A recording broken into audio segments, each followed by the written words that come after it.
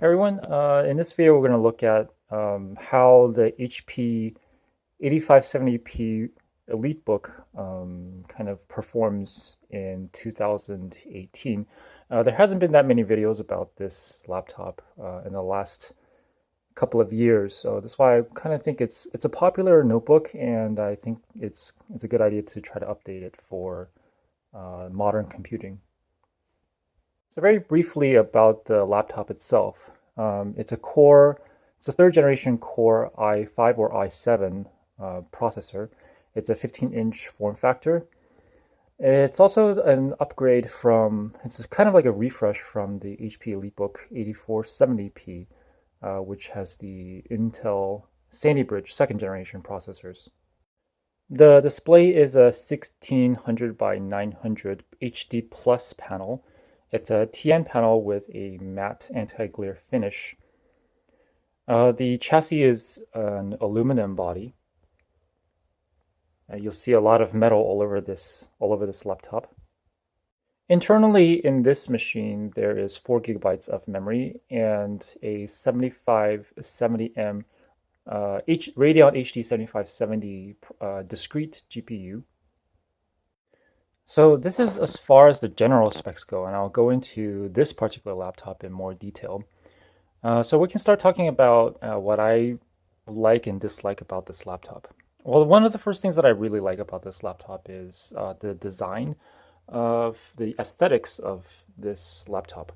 So a lot of laptops from that era, kind of like 2013 or so, they haven't really aged very well in terms of looks. So they'll look kind of antiquated, but I think the HP Elitebooks from that era still have this pretty modern look. Um, so with this aluminum chassis, with a full metal chassis, and kind of a contrast between, this looks like an Apple like MacBook display, which or keypad, which a lot of people like. So it has the black keys with a silver or white palm rest area. So I think a lot of people will like that. Um, so yeah, I think this design just held up really well over the years. The really great thing about this laptop, or this specific model, is that it has a Core i5-3360M CPU at 2.8 gigahertz.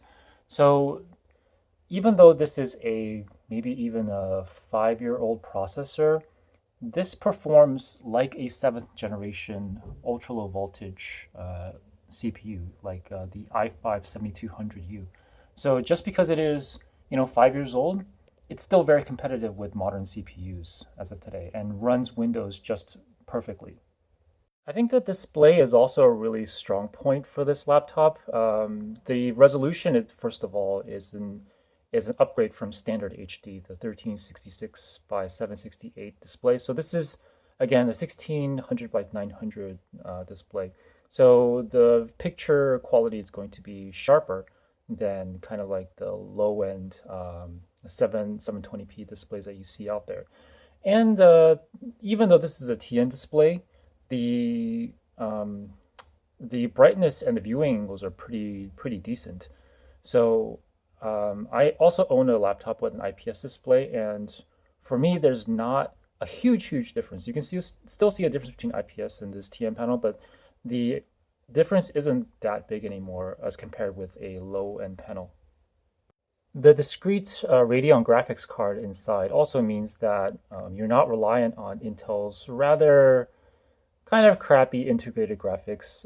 So even though the Radeon 7570M GPU is not the latest and greatest, it can still play a few older titles. And for as far as media consumption, which is what probably most people are going to be doing with this laptop, it's pretty decent. For example, playing HD videos, browsing the web and things like that, and even some video editing. For those purposes, this CPU and GPU combination is going to be really good. And what you're seeing here is footage from Battlefield 1, the game. It's not actual Battlefield 1 being played on this laptop. It's just gameplay footage from YouTube.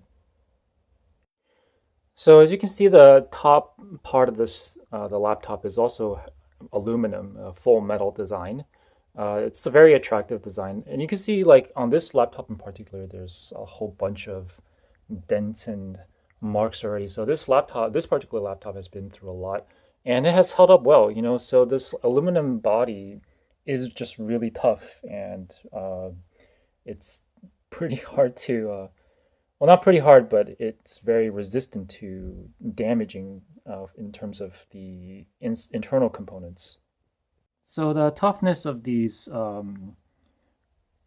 business laptops, or sort of the premium business laptops, makes them a good buy over consumer, like older consumer laptops with the same specs.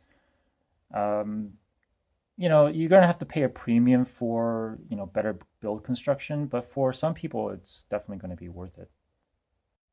As I alluded to, the performance of this laptop is like a i5-7200U CPU, a seventh generation Intel Core i5 processor. So it's going to run Windows very, very smoothly, and most of the tasks that you're going to throw at it, even if you're going to do some, you know, fairly light, you're going to do some light Photoshop work, light video editing, content creation, things like that. This is going to actually hold up really well in today's environment.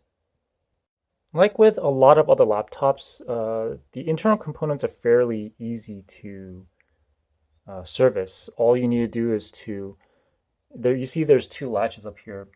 The one on the right side opens up this bottom panel, which allows you to access, you know, the fan if you need to clean it. Allows you to access the RAM. I have an SSD in here, so it'll allow you to change or access the hard drive as well. So you got a lot of things that you can replace just by opening up that bottom panel. Well, if I could say anything negative about this computer, it's probably the weight. Um, it weighs, I think, probably about 7 pounds, which is very heavy for a 15.6-inch laptop. But you know, that's the trade-off that comes with having a metal chassis. So you're probably not going to want to lug it around all that often. And if you're traveling a lot, you probably want to buy something like a 14-inch laptop and not a 15-inch. You know, 15 inch is probably going to stay at home a lot and maybe move around your office, things like that. But yeah, you're probably not going to want to carry around with you all the time. But yeah, it's a trade-off that comes with the construction.